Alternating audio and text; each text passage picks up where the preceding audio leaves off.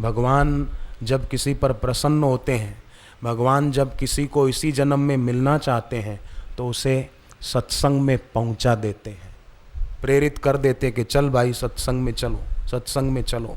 फिर भले कोई मित्र कहे, कोई सहेली कहे बहन को, तो समझो सहेली ने प्रेरणा नहीं दी, उसके अंदर बैठे हुए ईश्वर ने प्रेरणा दी, क्योंकि भगवान कल्याण चाहते हैं, इसलिए उसके द्वारा बुलवा दिया कि बहन जी चलो सत्संग में चलते हैं। सत्संग से सुख मिलता है, जीवन का कण कण खिलता है। सत्संग से ही विवेक जगता है और पता चलता है कि हम संसार में निवासी नहीं है, प्रवासी है। प्रवासी अपने को निवासी मान बैठा। एक आदमी किसी के घर गया, तो अपने रिश्तेदार के यहाँ बैठे, रात हुई, रात का खाना खाया, फिर भी बैठे, बातें करते जा रहे थे। इतने में ये आगंतुक मेहमान को झोंके आने लगे, नींद आने लगी। अब वो घर वाला भी कैसा बोले, मेजबान कैसे बोले कि आप घर जाओ, आपको नींद आ रही है, ऐसा तो बोल नहीं सकते ना। घर पे मेहमान आए, अपन थोड़ी बोलेंगे आप घर चले जाओ, ये तो अभद्रता है। वो बेचारा देख रहा है कि ये झोंके खा रहा है, अब क्या करूं। काफी देर हो गई, 11:30 बज गए रात के। आखिर उस मेजबान से, घर वाले से रहा न गया, उसने कहा कि मुझे लगता है आपको नींद खूब आ रही है। तब वो मेहमान बोला कि हाँ, आपको ठीक पता चला, नींद तो मुझे आ रही है। तो बोले फिर आप नींद आ रही तो घर जाओ ना। बोले यही तो मैं सोच रहा हूं कि आप अपने घर जाओ तो मैं सो जाऊं। अब मेहमान है, उसको लग रहा है कि ये मेरा घर है, ये मेरे घर आया है। मेहमान कहता है कि नींद तो आ रही है, मैं सोच रहा हूं कि तुम घर जाओ तो मैं सो जाऊं। तब वो मेजबान बोला कि ये हमारा घर है, आपका घर तो अमुक जगह है, चौपासनी में है आपका घर। उसने चौपासनी नहीं बोला होगा, मैं मिला रहा हूं। तो जैसे मेहमान अपने को मेजबान मान बैठा, अपने को घर का मालिक मान बैठा, ऐसे ही जैसे कोई धर्मशाला में जाए और बोले ये तो मेरा ही घर है, मैं तो यहाँ रहूँगा। नहीं नहीं भैया, पेड़ पर पत्ता हरा दिखता है तो वो पत्ता कुछ दिन के बाद पीला होकर सूख जाता है और पेड़ से झड़ जाता है। ऐसे ही ये शरीर भी जवानी में हरा भरा दिखता है, चेहरा खिला हुआ दिखता है, परंतु जैसे फूल मुरझाता है, पत्ता हरा पीला होकर सूख जाता है और झड़ जाता है, ऐसे ये शरीर भी बुढ़ापे में जर्जरीभूत हो जाता है। और एक दिन ऐसा भी आता है कि शरीर मर जाता है। ये तन न साथ देगा, ये धन न साथ देगा, सदगुरु बिन जहां में कोई न साथ देगा। कौन देगा? ये तन ना साथ देगा, ये धन ना साथ देगा, ये धन ना साथ देगा, ये धन ना साथ देगा, सदगुरु बिन जहां में कोई न साथ देगा, सदगुरु बिन जहां में कोई न साथ देगा।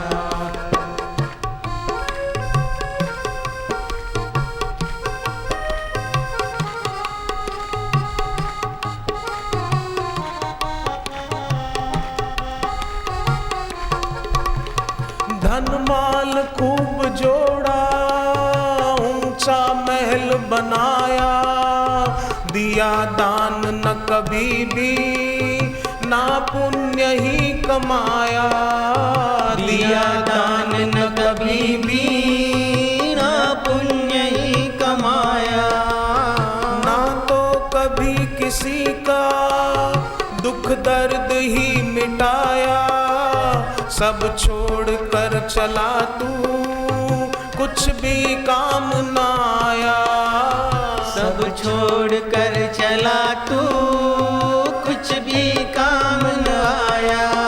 ये कोठी महल और बंगले वैभव ना साथ देगा, ये कोठी महल और बंगले वैभव ना साथ देगा, सदगुरु बिन जहां में कोई न साथ देगा, सदगुरु बिन जहां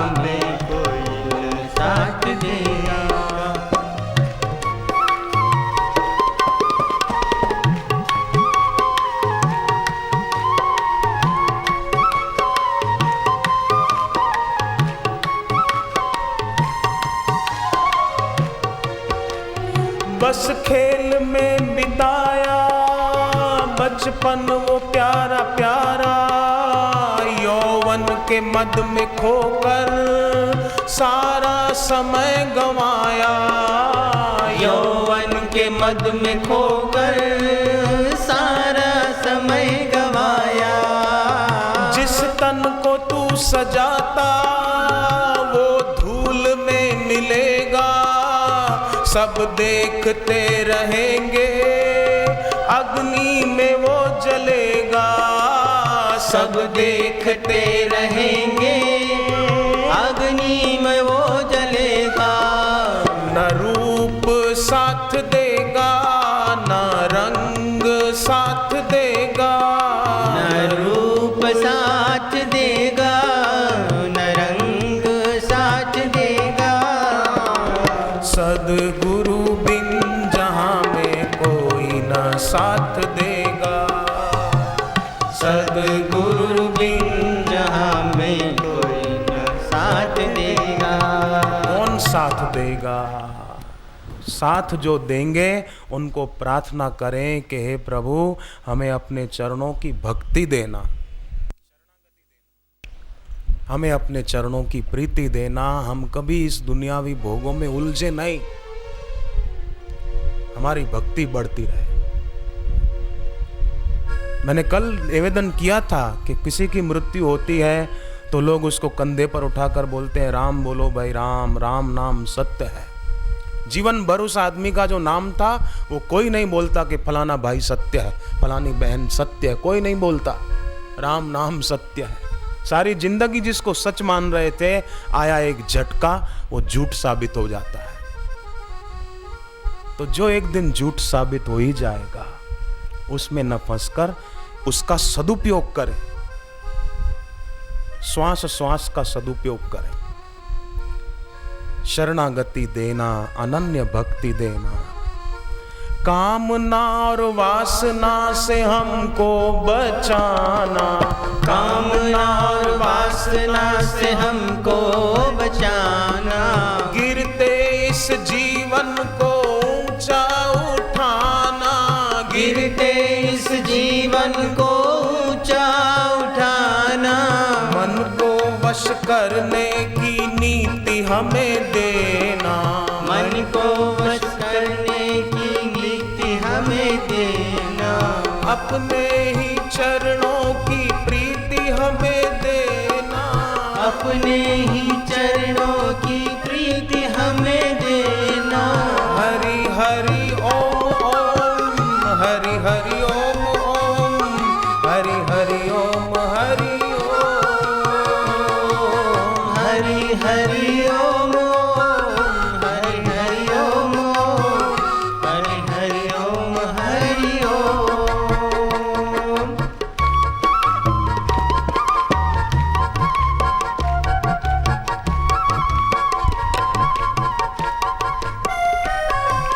सबसे प्रभु प्यारा है तेरा ये मुखड़ा, सबसे प्रभु प्यारा है तेरा ये मुखड़ा। दर्शन से मिटता है दिल का हर दुखड़ा, दर्शन से मिटता है दिल का हर दुखड़ा। अहमदाबाद के आश्रम में एक सज्जन आए थे, श्रीकांत उनका नाम, नांदेड़ महाराष्ट्र से आए। उनकी आंखों की रोशनी कमजोर होती जा रही थी, कंप्यूटर का काम था ज्यादा। डॉक्टर ने कहा आपकी आंखें अच्छी नहीं हो सकती, और कम होगी रोशनी, काम भी वही करते हो आप। उसने सोचा कि आंखें बिल्कुल चली जाएं, उसके पहले एक बार मैं गुरुदेव के दर्शन करके आऊं। नांदेड़ से अहमदाबाद आए, दिवाली का दिन था। आश्रम में बैठे, जब बापूजी निकट से दर्शन देने पधारे, वो सज्जन अधीर नहीं हुए कि बापू मेरे को आंखों की तकलीफ है, मैं क्या करूं, मैं बहुत दुखी हूं, ऐसा नहीं बोले। बैठे रहे अपनी जगह पर, हाथ जोड़े हुए गुरुमुख की ओर देखते रहे, गुरुमुख होकर। गुरुदेव की ऐसी कृपा दृष्टि पड़ी, उन्होंने मुझे बताया जैसे दिवाली को दिए जलाते हैं, ऐसे बापू ने मेरे पर दृष्टि डालकर, मैंने कुछ कहा भी नहीं, परंतु फिर भी बापू ने मेरे नेत्र दीपक जला दिए। मेरी आंखें बढ़िया हो गई, डॉक्टर दंग रह गए, कैसे हो गया। सबसे प्रभु प्यारा है तेरा ये मुखड़ा, सबसे प्रभु प्यारा है तेरा ये मुखड़ा, दर्शन से मिटता है दिल का हर दुखड़ा, दर्शन से मिटता है दिल का हर दुखड़ा, दर्शनित पाए ऐसा भाग्य हमें देना, दर्शनित पाए ऐसा भाग्य हमें देना, सेवा का अपनी सौभाग्य हमें देना, सेवा का अपनी सौभाग्य हमें देना। ओम हरि ओम, हरि ओम, हरि ओम। हरि ओम, हरि ओम, हरि ओम।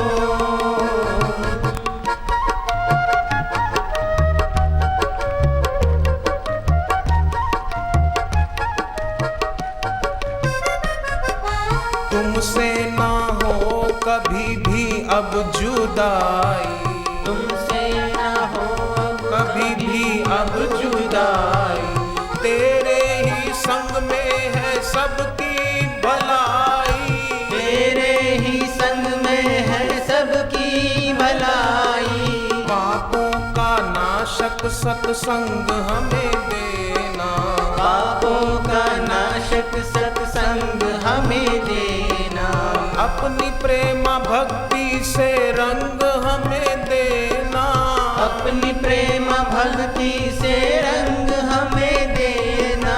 हरि हरि ओम ओम, हरि हरि ओम ओम, हरि हरि ओम, हरि ओम।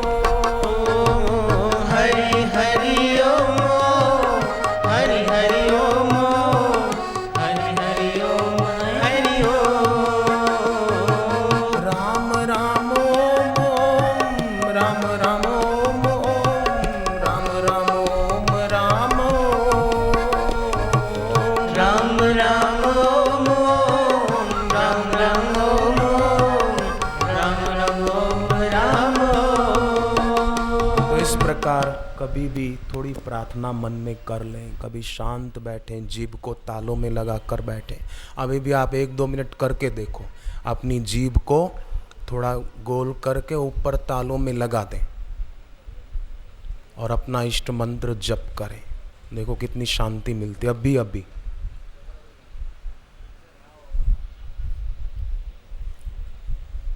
आपका जो इष्ट मंत्र गुरु मंत्र हो मन में जपें, या न जपना हो तो ऐसे ही शांत बैठे, कुछ न करें।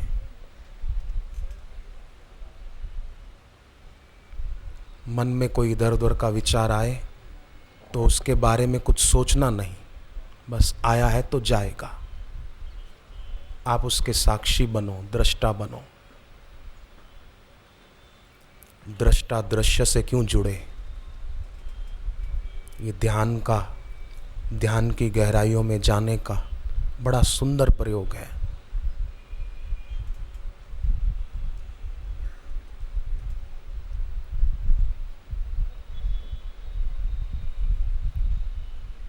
कुछ भी न सोचें, कोई विचार आ जाए इधर उधर का तो ये विचार करना कि ये मेरा किया हुआ नहीं है, अपने आप आया है। जो अपने आप आया है जाएगा, मुझे क्या, हम तो इसके देखने वाले दृष्टा हैं। हरि हरि हरि ओम ओम।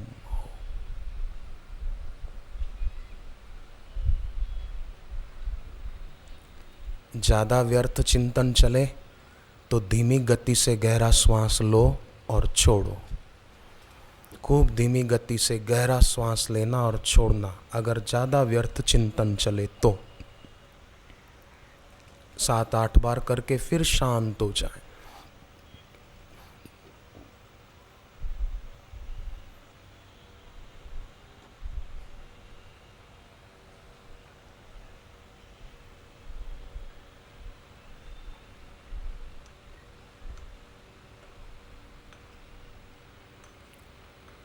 अब आंखें बंद किए हुए ही अपने दोनों हाथ धीरे धीरे सभी ऊपर की ओर उठाएं और ऐसी भावना करें कि हमारी शक्ति का ऊर्ध्वीकरण हो रहा है। हे प्रभु, हे भगवान, हे गुरुदेव, अब हम ऊपर की ओर उठ रहे हैं, आध्यात्मिकता की ओर।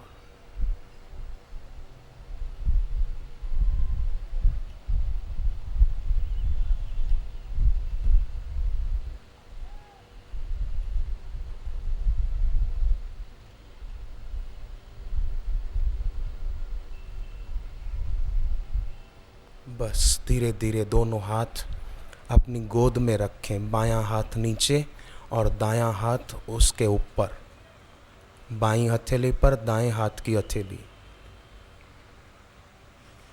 और गहरा श्वास भरेंगे, होठ बंद रखते हुए कंठ से ओम का गुंजन करेंगे।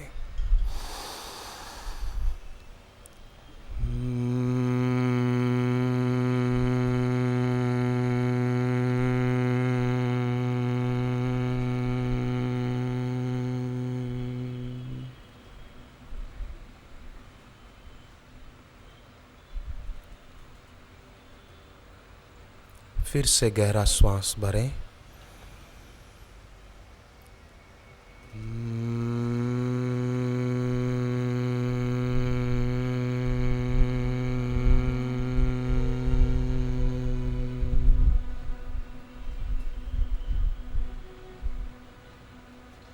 एक बार और।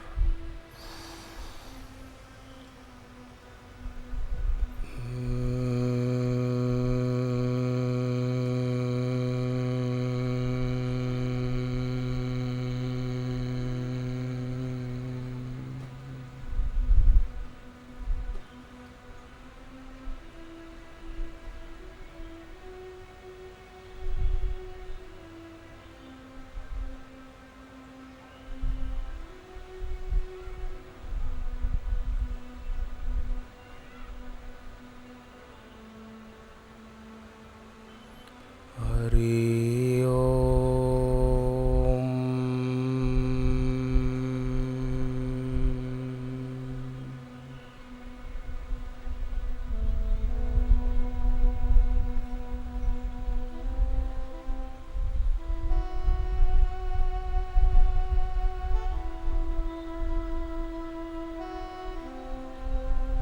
हरि ओम।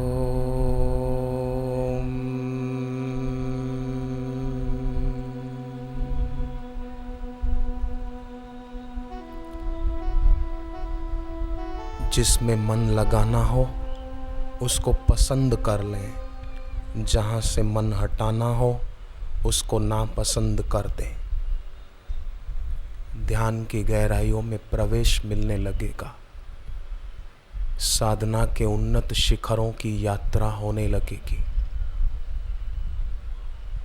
और कोई बुराई मन में आए तो उसका समर्थन न किया जाए, तो वो हमारा क्या बिगाड़ लेगी, वो बुरा विचार क्या बिगाड़ लेगा।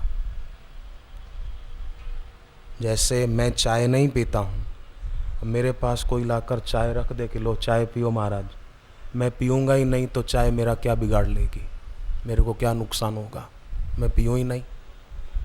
ऐसे ही ध्यान में बैठे हों, जप में बैठे हों, कोई इधर उधर का विचार आ जाए तो आप उसका समर्थन ही न करें। आया है जाए, मेरा क्या। गहराई में यात्रा होने लगेगी।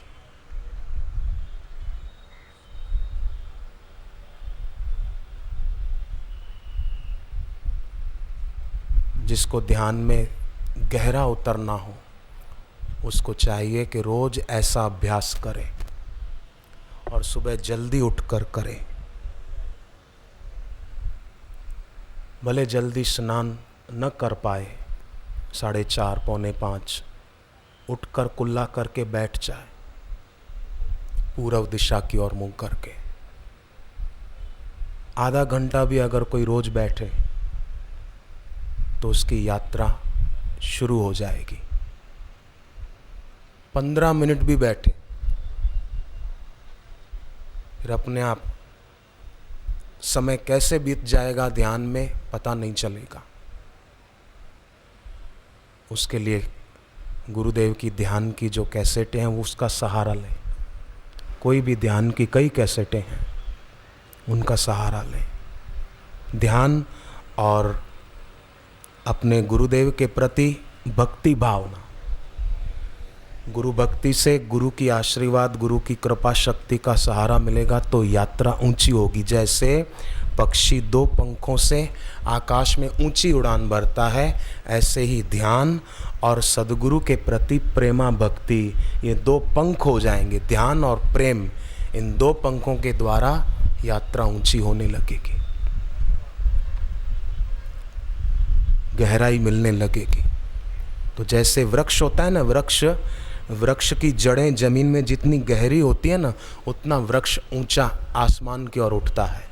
ऐसे हमारी ध्यान में, भक्ति में जितनी जड़ें गहरी होगी, जितनी यात्रा गहरी होगी, उतना ग्रस्त जीवन भी सुखमय होता जाएगा।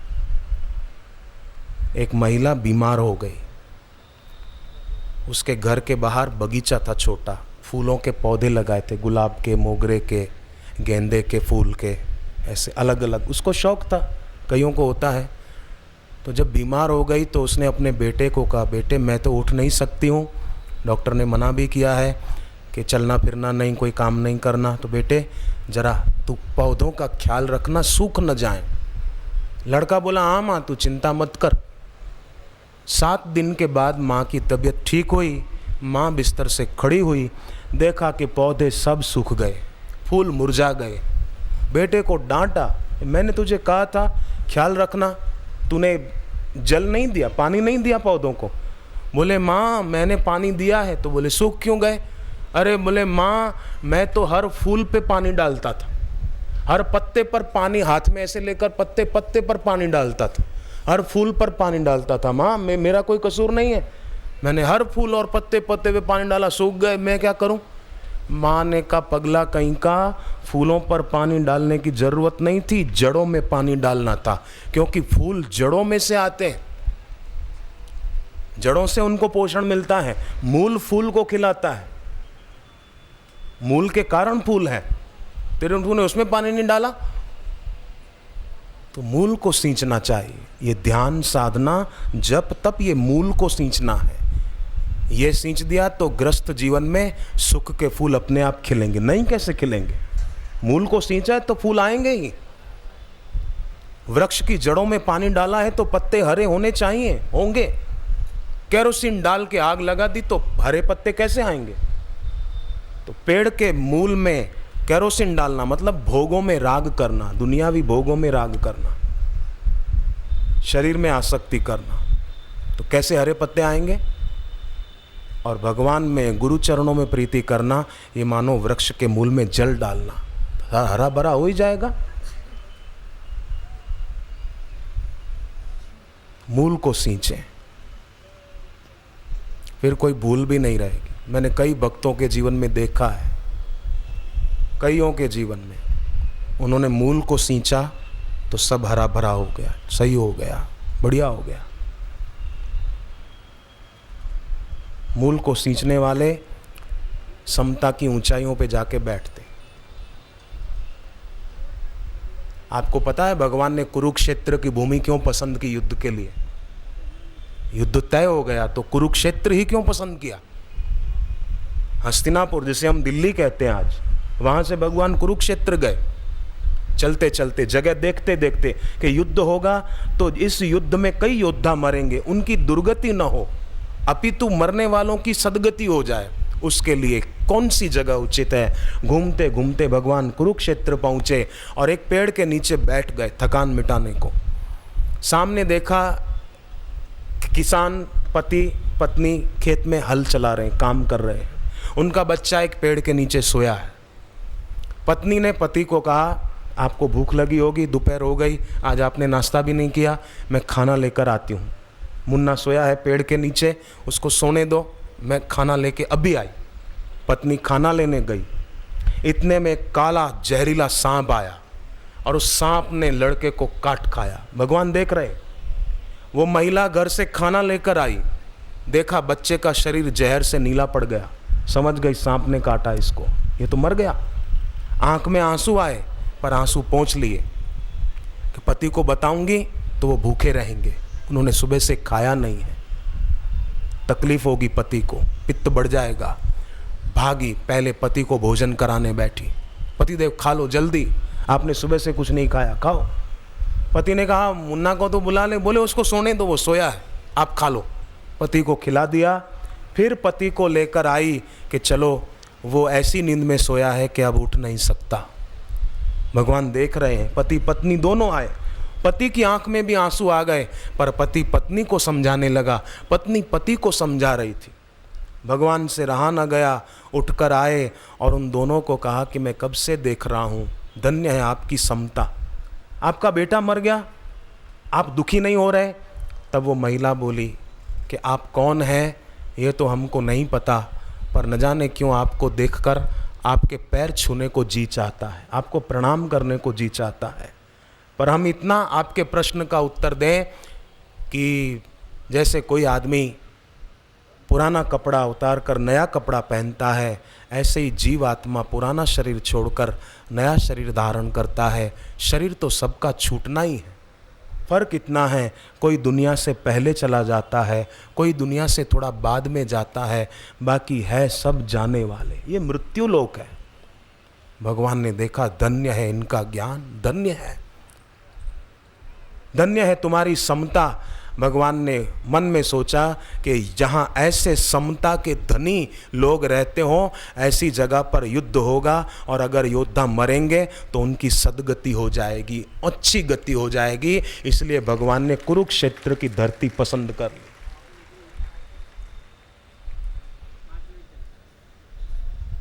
समता की कैसी महिमा है। मुझे तो श्री आशा रामायण का वो प्रसंग भी अच्छा लगता है। बापूजी के जीवन में पुराने साधक जो दीक्षित हैं उन्होंने पढ़ा होगा, सिर से हटी पिता की छाया, तब माया ने जाल फैलाया, बड़े भाई का हुआ दुशासन, व्यर्थ हुए माँ के आश्वासन, छूटा वैभव स्कूली शिक्षा, शुरू हो गई अग्नि परीक्षा। अग्नि परीक्षा शुरू हो गई, कितने कष्ट आए, परंतु बापूजी समता में रहे तो बरस सिद्धपुर 3 बिताए, लौट अहमदाबाद में आए, करने लगी लक्ष्मी नर्तन, किया भाई का दिल परिवर्तन, दरिद्रता को दूर कर दिया, घर वैभव भरपूर कर। गुरुदेव ने प्रेरणा दी है कि आप भी कोई ऐसी परिस्थिति आए तो समता में रहना, संयम से रहना, परिस्थिति पलट जाएगी। मन की स्थिति मजबूत रखें तो परिस्थिति का प्रभाव हम पर नहीं पड़ेगा। 2 विशिष्ट वैज्ञानिक, एक का नाम आर डेविडसन और दूसरे का नाम पी एरिक्सन, इन दोनों विज्ञानियों ने साइको न्यूरो इम्यूनोलॉजी के क्षेत्र में प्रयोग किया। 400 व्यक्तियों के ऊपर 200-200 व्यक्तियों को बांटा, जिनकी अध्यात्म के प्रति आस्था थी, जो संयमी सदाचारी थे, उनको वैसा ही जीवन जीने को और उत्साहित किया, और जिनकी भोग विलास में, शराब कबाब में, नॉनवेज में रुचि थी, उनको वैसा खाना पीना जो मन में अच्छा लगे वैसा करो, खाओ पियो, डिस्को करो, पॉप म्यूजिक सुनो, डांस करो, वो किया। 10 वर्ष तक इन दोनों विज्ञानियों ने, आर डेविडसन और पी एरिक्सन ने अनुसंधान किया और ये पाया कि जो संयम सदाचार से जीते हैं वे बीमार कम होते हैं, उनमें मानसिक उत्तेजनाएं नहीं होती, उद्वेग और आवेग कम होते हैं, तनाव और चिंता से मुक्त रहते हैं। और जो भोग विलास में डूबे रहते हैं, शराब कबाब में, वो उतने उद्विग्न, चिंतित और परेशान रहते हैं और बीमार भी ज़्यादा होते हैं। ये विज्ञानियों ने वहाँ प्रयोग किया और फिर घोषणा की कि भाई संयम सदाचार से, वैदिक परंपरा के अनुसार जीवन जीने से कितना लाभ होता है। और दूसरे एक विज्ञानी ने प्रयोग किया, मनोविज्ञानी थे, उनका नाम था जोएल गुडमैन। उसने प्रयोग किया और कहा कि हंसी का फुवारा ही वो स्रोत है जो शरीर में रोग मुक्त करने वाली जीवन शक्ति को बढ़ावा देता है। इसलिए बापूजी वो हास्य प्रयोग कराते हैं, प्रसन्न रहें। चिंता मत करो नाम की एक कैसेट भी है बापूजी के सत्संग की। तो ये प्रयोग विज्ञानी भी कर रहे हैं, जिसके द्वारा उन्होंने समाज में कई लोगों को, हमारे शास्त्र की बातें हैं ये, तो उसका लाभ दिलाया।